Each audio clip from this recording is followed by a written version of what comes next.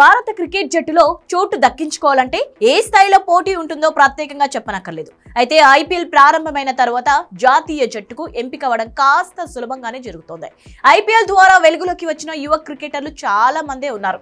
తాజాగా Zimbabwe tour కోసం ఏపీకి చెందిన ఆటగాడు నితీష్ కుమార్ రెడ్డి జాతీయ జట్టుకు ఎంపికయ్యాడు. ఐపీఎల్ 17వ సీజన్లో మెరుపులు మెరిపించడంతో నితీష్ కు సెలెక్టర్లు తొలిసారి పిలుపునిచ్చారు. ఆల్రౌండర్ గా పలు మ్యాచ్లలో ఆకట్టుకున్నాడు. నితీష్ 9 మ్యాచ్లలో 239 రన్స్ చేశాడు. అంతేకాదు బౌలింగ్ లోనూ 3 వికెట్లు తీశాడు. కొన్ని మ్యాచ్లలో అతని హిట్టింగ్ సామర్థ్యం ఆకట్టుకుంది. ప్రస్తుతం జాతీయ జట్టులో హార్దిక్ పాండ్యా, శివన్ దుబే వంటి ఆల్రౌండర్లు చాలా తక్కువ మంది ఉన్నారు. ఈ సిరీస్ లో అతనికి ఆరంగేట్రం చేసే అవకాశం ఖాయంగా కనిపిస్తోంది.